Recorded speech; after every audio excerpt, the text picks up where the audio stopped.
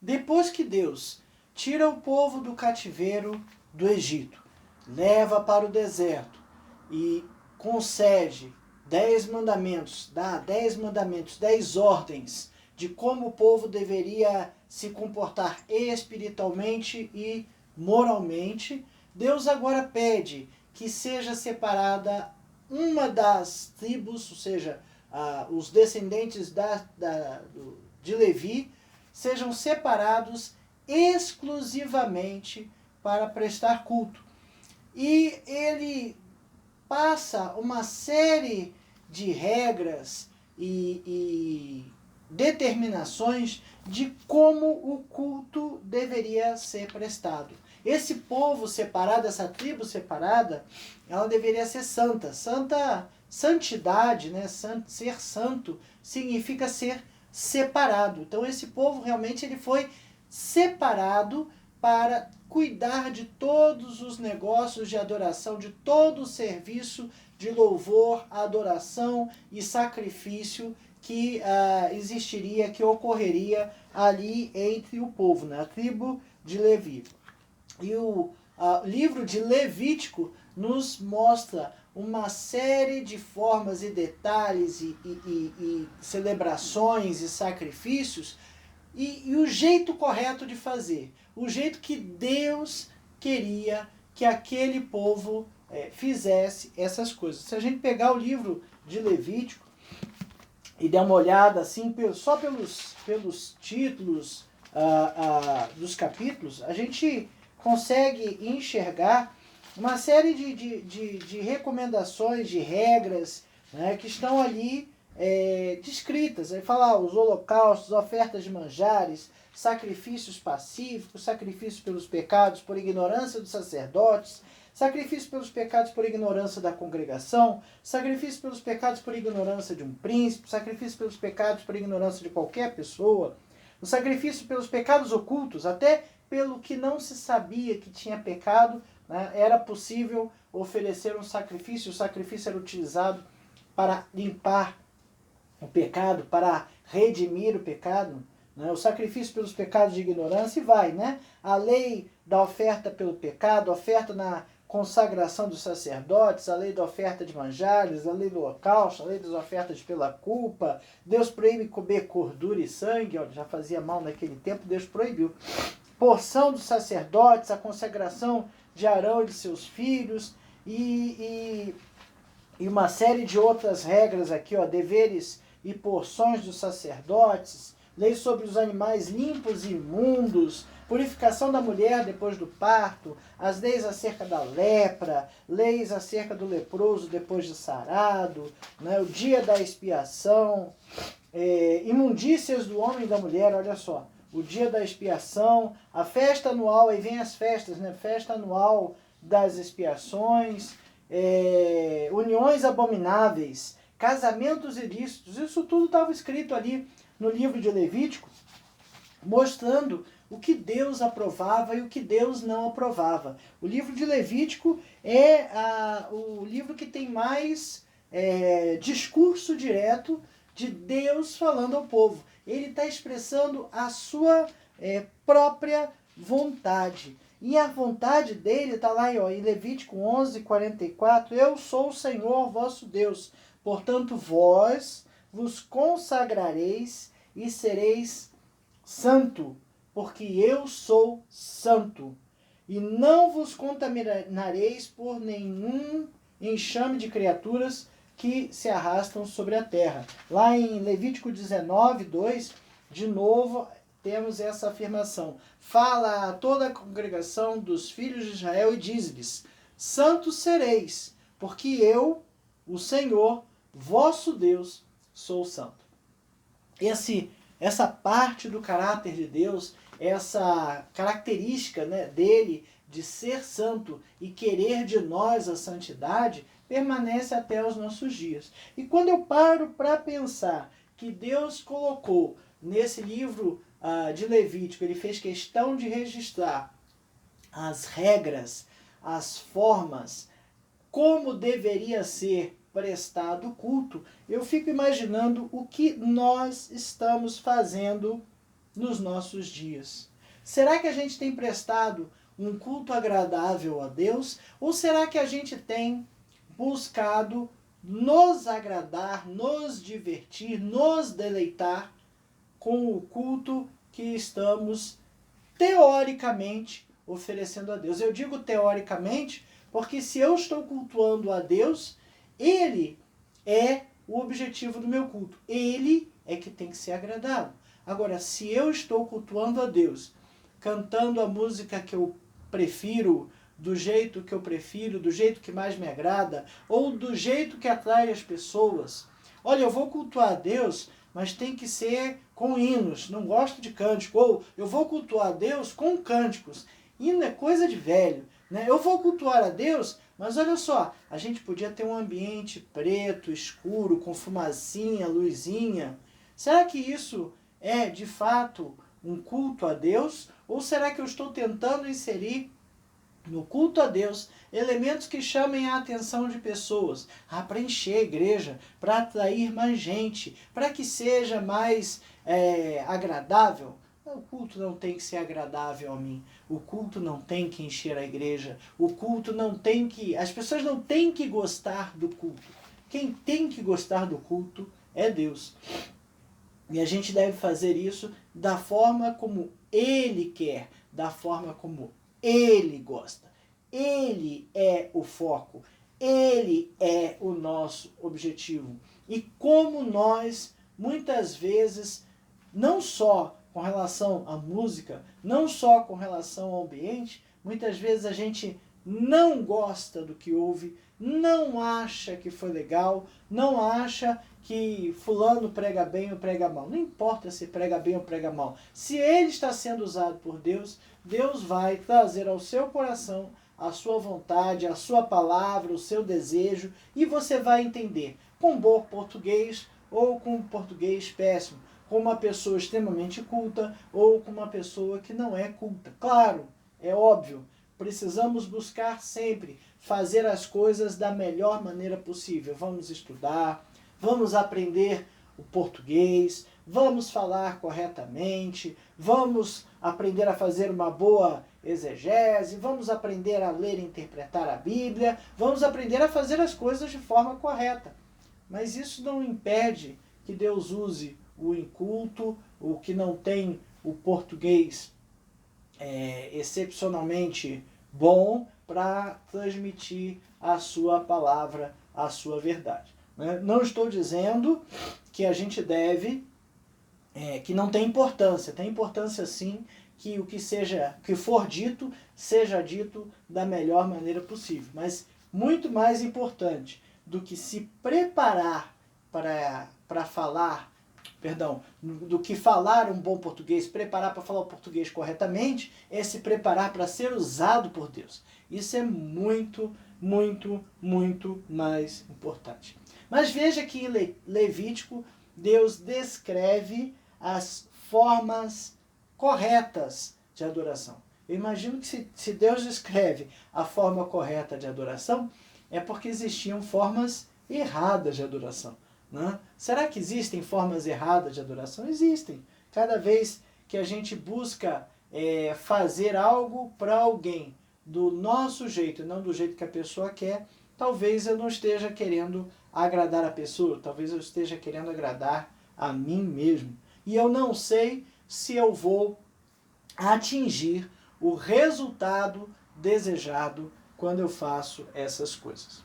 Bom, essa é a lição número 8 da revista Palavra e Vida, edição número 72. A revista Palavra e Vida é editada pela Convenção Batista Fluminense, está disponível no site batistasfluminense.org.br. Você pode acessar o site e baixar a revista. Essa edição de número 72, ela tem por tema Liberdade, lições do Pentateuco para os nossos dias, foi escrita pelo pastor Silvio César Cândido Torres e tem por objetivo, essa revista, estudar todo o Pentateuco. É óbvio que estudar todo o Pentateuco em 13 lições não vai me dar nenhum aprofundamento maior em cada um desses detalhes. Vão ser vistos alguns aspectos mais relevantes, mais importantes, para que a gente saiba o que é o Pentateuco, o que aconteceu naquela época, né, e o que ele traz de lições para o nosso tempo. Não importa o que aconteceu no passado como fato histórico. Importa, mas assim, o que a gente precisa extrair da Bíblia são lições para a nossa vida. E essa lição número 8 tem por tema santidade ao Senhor. Deus separou o povo de Israel para ser uma nação santa, povo eleito e nação santa. E naquele contexto lá, então, Deus foi e deu uma série de regras, uma série de coisas a fazer, de como fazer para que o povo adorasse a Deus. E a gente fica pensando, estamos agora no tempo da graça, não sacrificamos mais.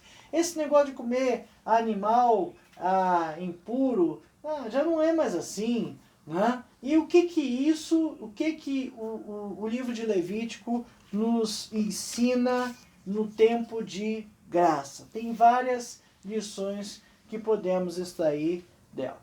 Bom, mas o primeiro dele, né? O primeiro tópico da nossa lição fala Levítico, uma compreensão sobre a natureza do culto no Antigo Testamento.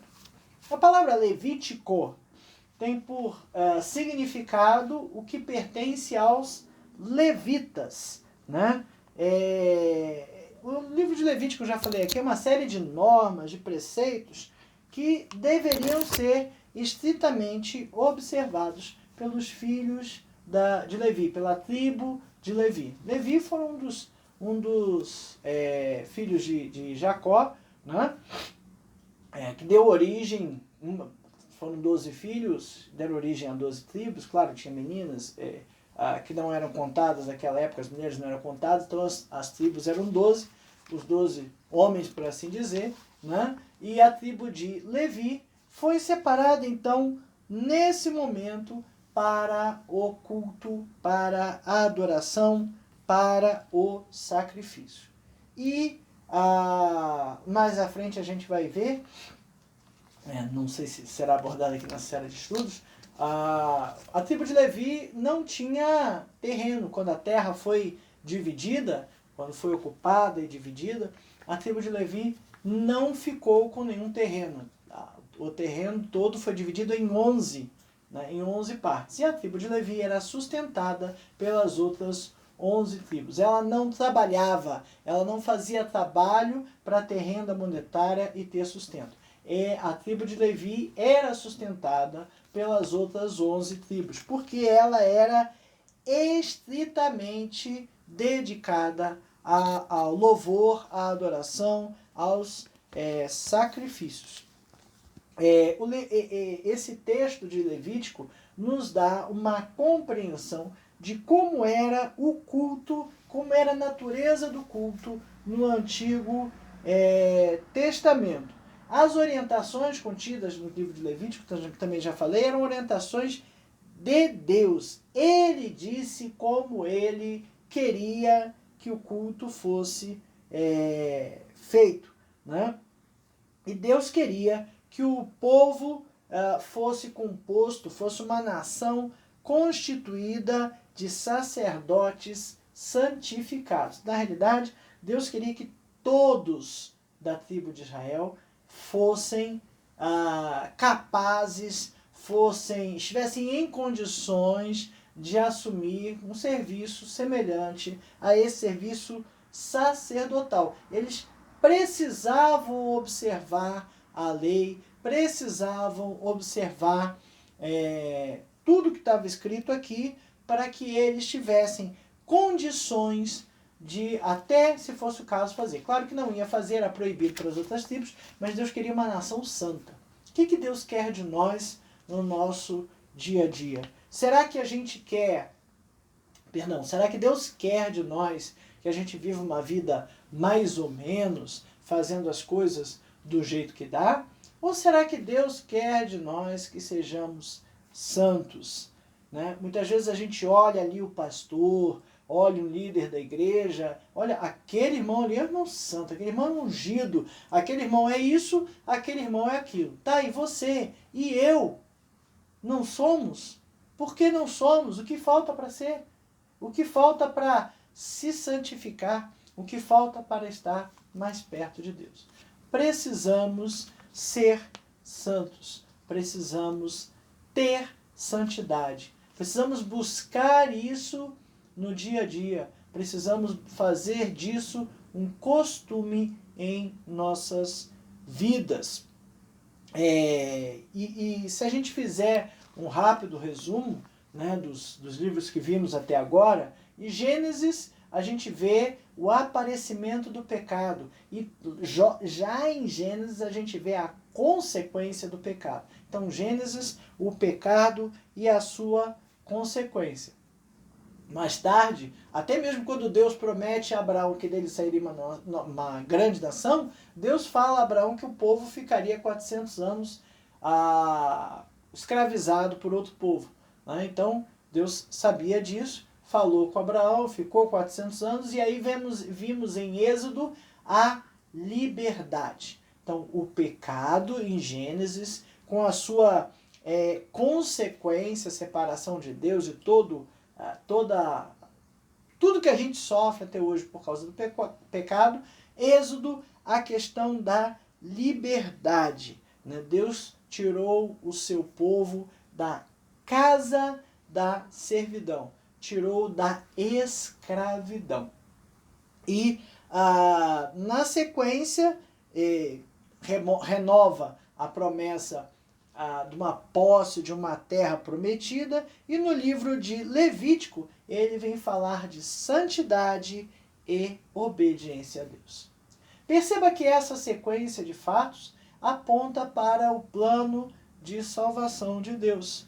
Né? Ela tem o nosso autor chama aqui de sincronia, né? Com o grande plano da salvação de Deus. O homem pecou, como consequência se separou, se distanciou de Deus, mas Jesus, através do seu sacrifício na cruz, nos liberta da escravidão do pecado. E uma vez libertos, está tudo resolvido?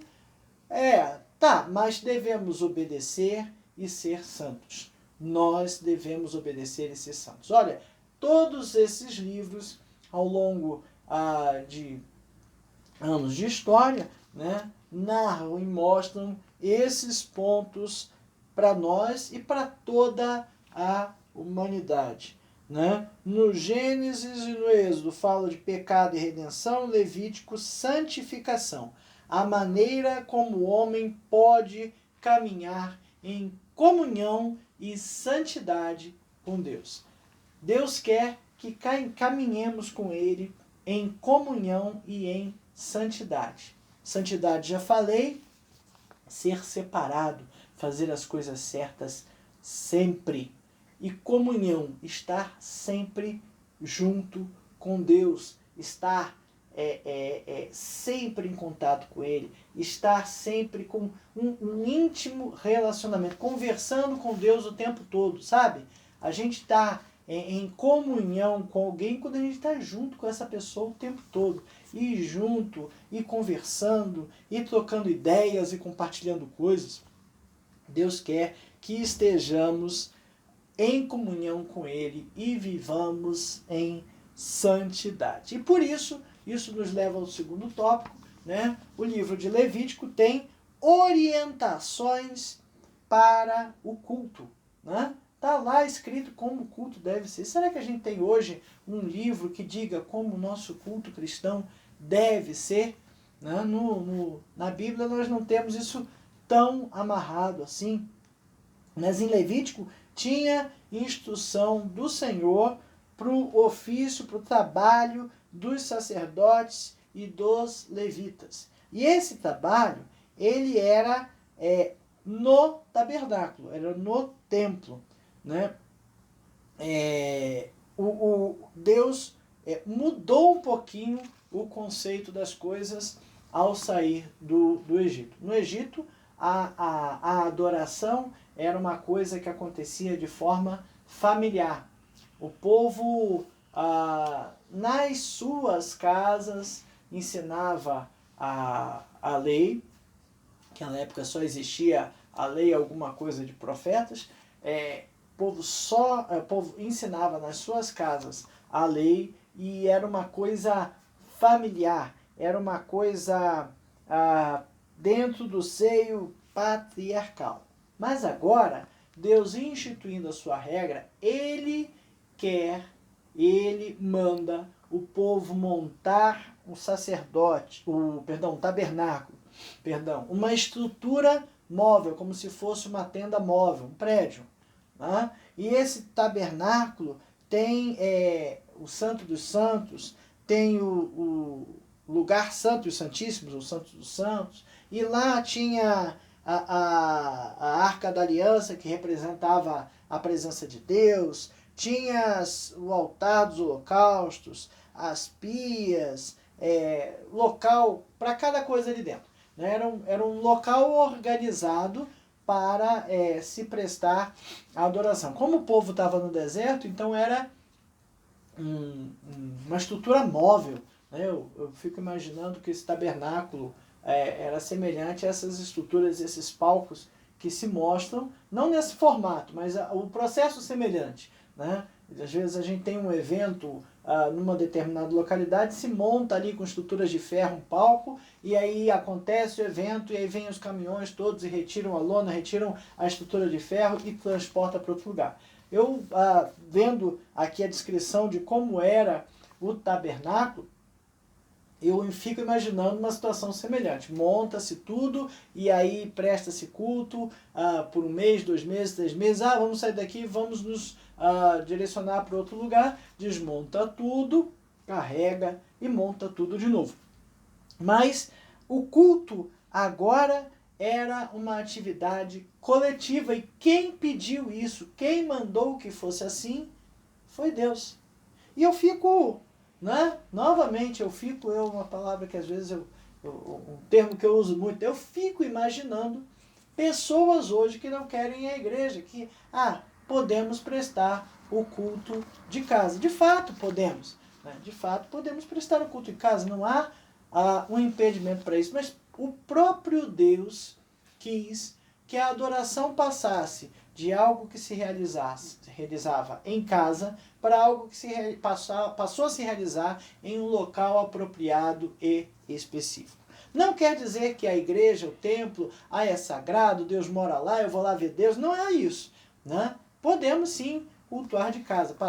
Estamos passando ainda por um momento de pandemia, sem precedentes na história. Talvez a situação mais parecida com essa tenha sido a gripe espanhola, mas ainda estamos no seio dessa pandemia, temos questões de distanciamento, de vez em quando o número de casos aumenta muito, o número de leitos ocupados nos hospitais fica tão grande que os governos precisam mandar a gente ficar em casa. E aí no ano de 2020 nós começamos a fazer cultos de forma virtual ou pela internet, né? Fizemos vários cultos de oração e ainda temos, essa prática veio e acabou vindo para ficar, porque não faz diferença fazer um culto de oração online com as pessoas da minha igreja, da minha localidade, ou fazer um culto de oração online com pessoas de várias partes do mundo, desde que todo mundo possa ficar acordado naquele horário, não tem problema. Mas Deus queria que a gente fosse a um local para adorar, e todo o planejamento desse tabernáculo foi descrito detalhadamente e registrado no livro de Levítico. A lição, talvez a maior lição que aprendemos aqui, que vemos aqui, eu já comentei ali atrás, é que o Senhor espera que o adoremos de forma correta. E como é correto adorar a Deus? Qual é a forma correta de adorar a Deus? Alguém perguntou isso para Jesus, lembra? Né? Jesus estava lá esperando os seus discípulos lá fazerem, prepararem um local para ele ir. E eis que ele está no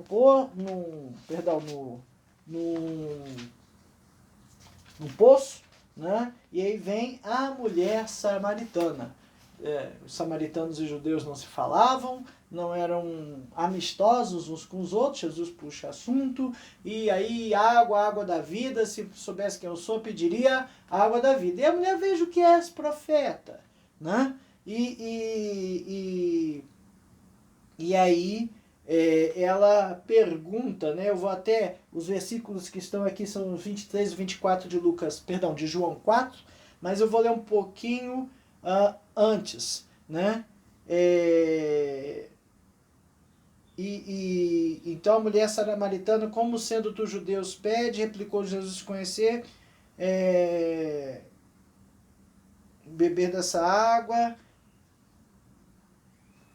a verdadeira adoração, isso, a partir do versículo 19, eu estou lendo o versículo errado, por isso que eu não achei. Senhor, disse-lhe a mulher. Então, depois que Jesus pede água e fala que ele é a água da vida, que quem beber nunca mais terá sede, a mulher resolve perguntar. Disse-lhe, versículo 19, João 4, 19. Senhor, disse-lhe a mulher: vejo que tu és profeta. Nossos pais adoravam neste monte. Vós, entretanto, dizemos que em Jerusalém é o lugar onde se deve adorar. Disse-lhe Jesus: mulher, podes crer que a hora vem, quando nem neste monte nem em Jerusalém adoraremos o Pai. Vós adorais o que não conheceis. Nós adoramos o que conhecemos, porque a salvação vem dos judeus. Mas vem a hora, e já chegou, em que os verdadeiros adoradores o adorarão o Pai em espírito e em verdade, porque são esses que o Pai procura para seus adoradores. Deus é espírito, e importa que seus adoradores o adorem em espírito e em verdade. E aí Jesus está dizendo que o importante, a forma correta de adorar é em espírito e em verdade. Então, na realidade, independente do formato do culto, é necessário que a gente esteja ali não só marcando o nosso cartão de ponto. A gente precisa estar ali verdadeiramente. A gente precisa estar ali presencialmente, né? Não só o corpo, não é só para o corpo estar ali. A gente tem que estar atuante ali, aceso, vivo naquilo ali que está sendo feito, em espírito e em verdade. No entanto, quando a gente observa o livro de Levítico, a gente vê que tudo tem uma ordem, tudo tem uma forma pré-estabelecida para ser feito. E é a forma que Deus quer para a sua adoração. Então, tudo bem, o culto pode não necessitar ter um formato muito amarrado, isso são usos e costumes. Mas eu preciso ter um planejamento, eu preciso ter uma preparação, eu preciso ter uma organização para que os cultos seja prestado em espírito e em verdade, de forma correta, organizada, como o nosso Deus merece. E o livro de Levítico então fazia isso, ele dava instruções especificamente para os sacerdotes e levitas, a fim de conduzir os sacrifícios e outros rituais associados ao tabernáculo, né? Procedimentos, né, de como os israelitas deveriam se separar do pecado e das impurezas. Por quê? Porque a gente precisa se separar do pecado para nos aproximar de Deus. Ninguém chega da rua, do futebol, do campo de futebol enlameado e senta-se à mesa para comer. É assim que acontece? Não. A gente chega, o camarada foi lá, jogou bola, está todo lameado, a primeira coisa que ele vai fazer quando chegar em casa é tomar um banho. Porque para jantar, para almoçar, para sentar-se à mesa, a gente precisa estar limpo.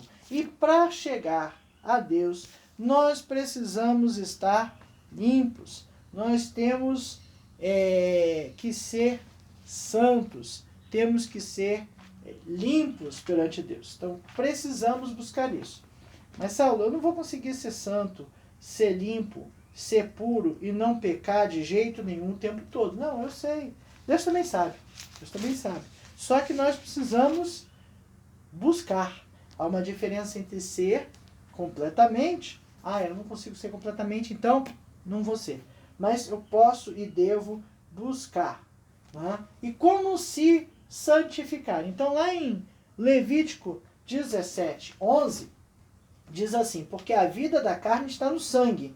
Eu vos tenho dado sobre o altar, para fazer expiação pela vossa alma, porquanto é o sangue que fará expiação em virtude da vida. Então, Deus já estabeleceu lá atrás que era o sangue.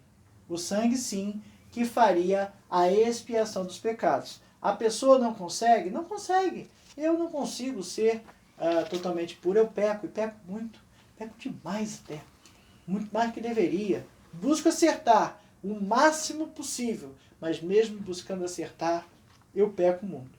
E naquele tempo, né, era o sangue do cordeiro que fazia com que a santidade pudesse ser obtida para chegar-se a Deus. E hoje é o sangue do cordeiro. Cristo é o cordeiro de Deus que tira o pecado do mundo. É o sangue do cordeiro, o sangue de Jesus que nos faz puros e santos para que a gente possa chegar a Deus. Né? Esse livro de Levítico constitui um código de normas divinamente determinadas e designadas com o propósito de tornar a nação de Israel diferente de todas as nações. O propósito é que Israel fosse excelente, santa, santificada, separada, limpa. E nós temos que ser diferentes, santos, santificados, separados, limpos. Né? Israel não poderia se misturar aos costumes das nações. E nós temos que olhar os costumes que estão à nossa volta. Os símbolos, as músicas, os filmes. Será que aquilo ali reflete algo que eu realmente aprovo, que eu possa aprovar? Será que Deus, vendo aquilo, né, não se entristece conosco? Né? O que esse mundo faz? Eu deveria fazer as mesmas coisas? Eu deveria me comportar da mesma forma? Né? Deus quer que o seu povo seja consagrado a Ele. E Deus quer que nós sejamos consagrados a Deus. O terceiro tópico fala a grande exigência e sua respectiva solução. Né? A exigência é essa, que sejamos santos. Né? Levítico 27... Levítico 27 diz assim: portanto, santificai-vos e sede santos, porque eu, o Senhor, vosso Deus, porque sede santos, pois eu sou o Senhor, vosso Deus. Deus quer que sejamos santos. Né? Como podemos ser santos, uma vez que temos a natureza caída? Né? Como eu vou atingir essa santidade? Eu falei agora há pouco, não dá. Por que não dá? Por causa do pecado que habita em mim. O pecado faz com que a carne me leve para o ponto, para o lugar onde eu não quero. Onde eu não quero. Né? Eu faço o que eu não quero fazer, eu erro do jeito que eu não quero errar. E o padrão de Deus é um padrão altíssimo. Nós temos que buscar esse padrão, sempre. Sempre, sempre, sempre. Agora eu vou atingir o padrão de Deus? Nunca. Nunca, por conta da minha natureza pecaminosa. Né? Se a gente tenta, por nossas próprias forças, atingir esse padrão, a gente não vai vencer. Porque não é a nossa força que vai conseguir fazer a gente alcançar isso. Levítico 17:11 diz assim: porque a vida da carne está no sangue, eu já li lá atrás, né? Porque a vida da carne está no sangue, eu vou-lo tenho dado sobre o altar para fazer expiação pela vossa alma, porquanto é o sangue que fará expiação em virtude da vida. Então a regra que Deus estabeleceu foi essa, o sangue fazendo expiação pela vida. Se a gente for olhar lá, quando o homem pecou e caiu, ele fez roupas com folhas de figueira, Deus foi e matou o animal. E com a pele desse animal fez roupas para o homem e para a mulher. Naquele momento já houve o derramamento de sangue. O sacrifício de animais no Velho Testamento, no Levítico, apontava para o sacrifício de Cristo.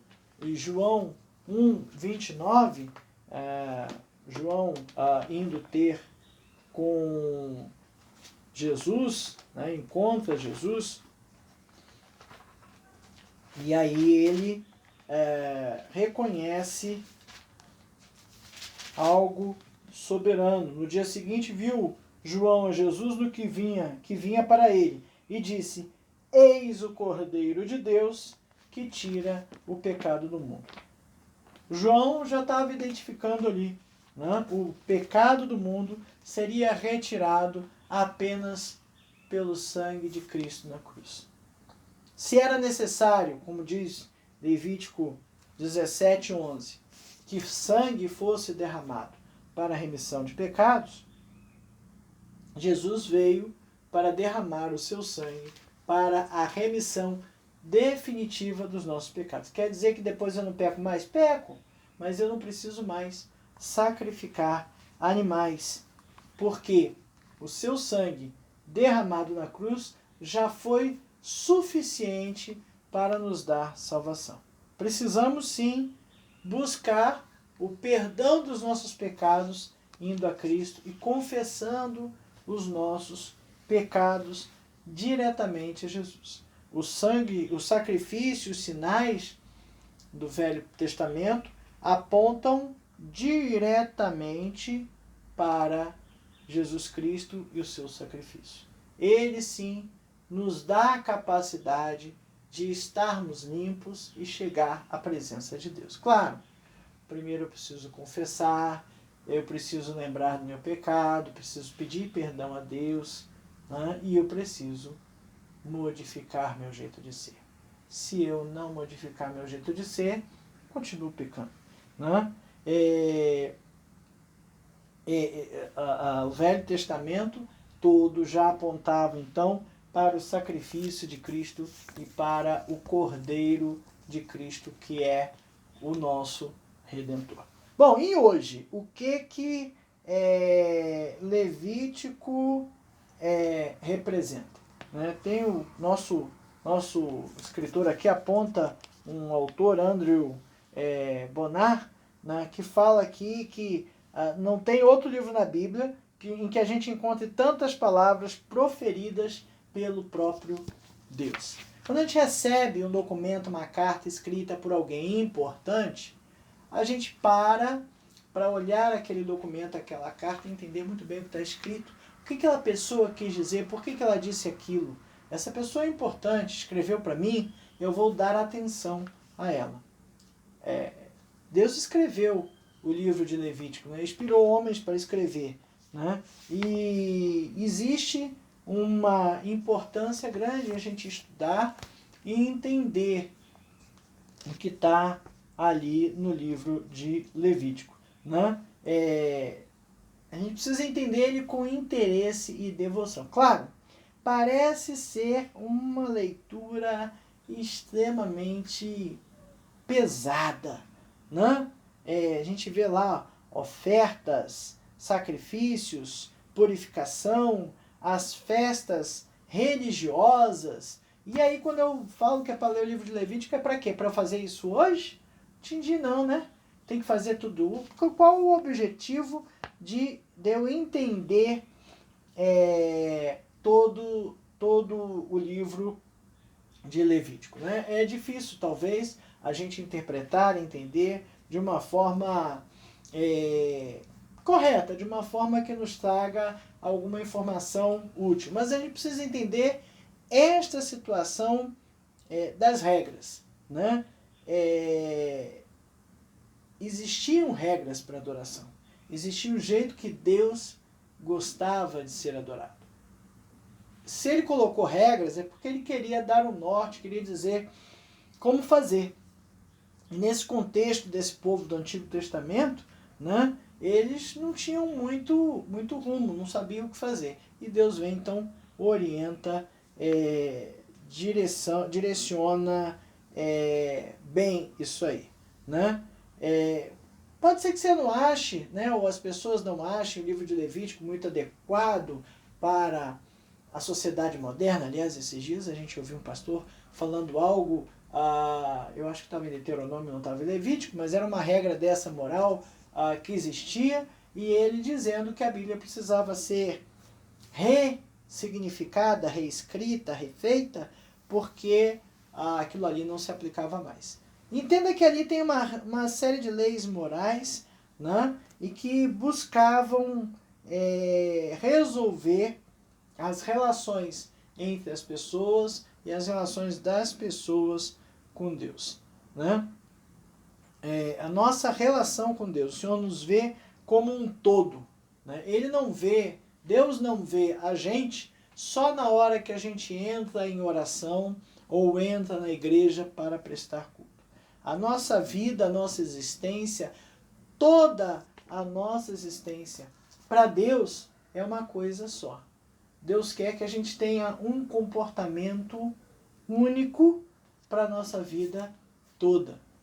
É comum, às vezes, a gente conhecer, infelizmente, um crente que chega domingo e domingo ele está bem, domingo ele está feliz, domingo ele não fala palavrão, domingo ele não faz nada de errado, ele está ali, ele parece até que botou a capa de crente e foi para a igreja.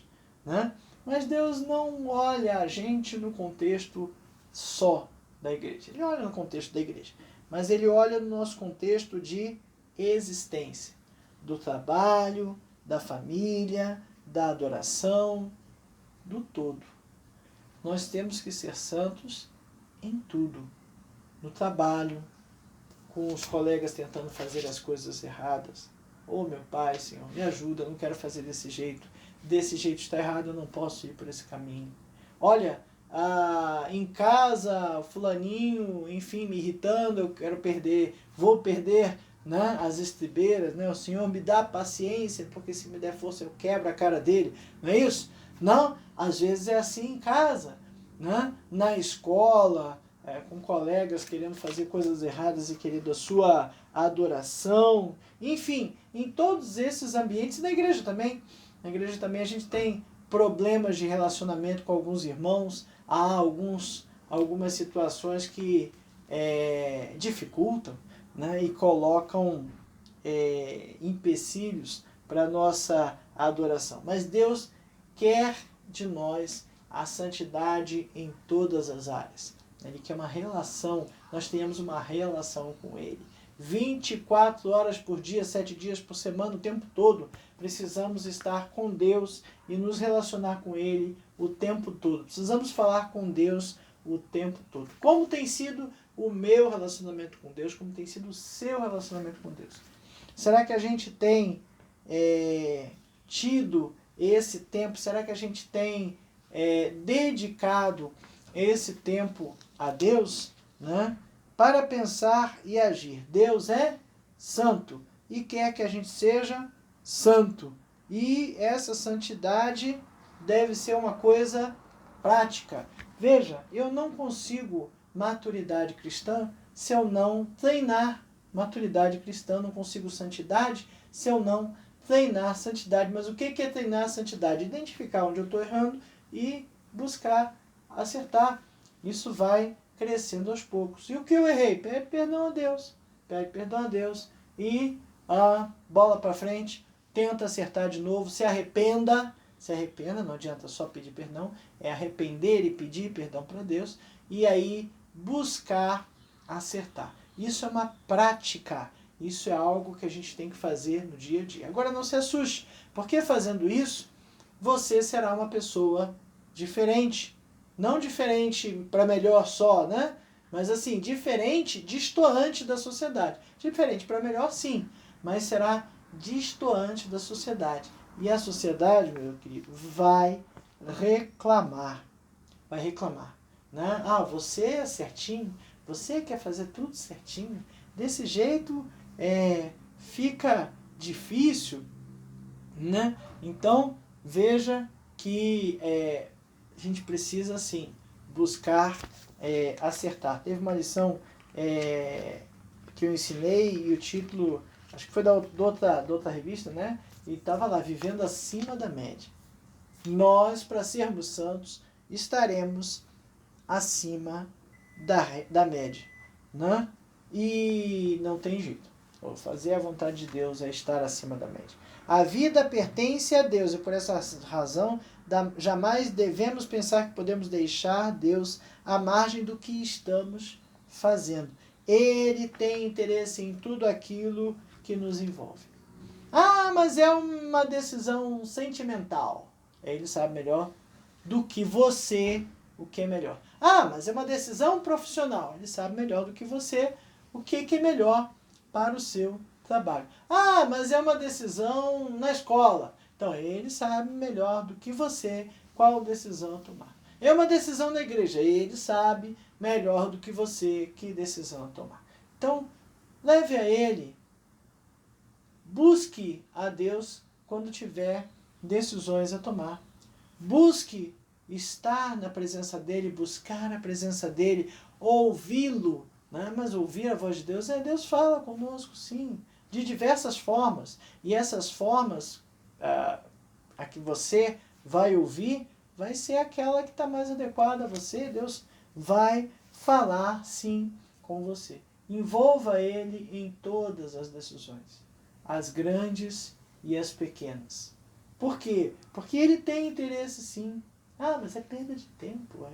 Eu vou envolver Deus aqui, se eu vou fazer, sei lá, engenharia, ou se eu vou fazer psicologia, ou se eu vou fazer arquitetura. Não, envolva sim. Envolva Deus nessas decisões. É muito importante. Ele gosta, né? Muitas vezes nós, como os pais, queremos ajudar nossos filhos a decidir, muitas vezes eles não aceitam, né? Mas nós gostamos de nos envolver. E Deus, como nosso Pai, também gosta de se envolver em nossas decisões. Expiação de pecado requer derramamento de sangue. Mas por quê? Porque foi Deus que colocou esta regra. Ele disse que queria assim. Né? Pecado não é uma coisa leve, não é uma coisa sem importância. Deus odeia o pecado. Né? O pecado custa muito caro para a nossa adoração. Quando a gente peca, a gente interrompe a nossa comunicação com Deus. A nossa santidade é interrompida. Sabe? Pecar é que semelhante, eu falei, a ilustração do futebol, né? Pecar é como ir jogar futebol e cair na lama. Eu posso entrar em casa, não, dependendo da esposa, não deixa nem entrar pela frente, entra lá por trás, já deixa a roupa lá, nem entra com essa roupa, nem vem com esse tênis cheio de lama, né? Nem vem, não quero ver isso aqui em casa não, né? Vai lá e depois entra. Quando começou a pandemia, que a gente não sabia muito bem lidar com isso, eu passei por isso, né? Eu tinha que trabalhar o dia todo, era na rua, não tinha opção, e quando eu chegava, eu tinha que entrar pela porta de trás, passar no banheiro de empregada, tomar um banho, deixar minha roupa da rua lá e botar uma roupa limpa para entrar. Por quê? Porque a gente não sabia qual era o impacto que esse vírus traria às nossas vidas. Eu tive que me limpar para entrar. Né? E quando a gente vai falar com Deus, a gente precisa estar limpo. Nós precisamos nos limpar. Mas a gente precisa limpar não só para falar com Deus, a gente precisa nos limpar o tempo todo. Precisamos buscar uma adoração real, né? Estar limpos, sem pecado, sem mancha, pedindo perdão a Deus pelas coisas erradas que fizemos, confessando, arrependendo e pedindo perdão.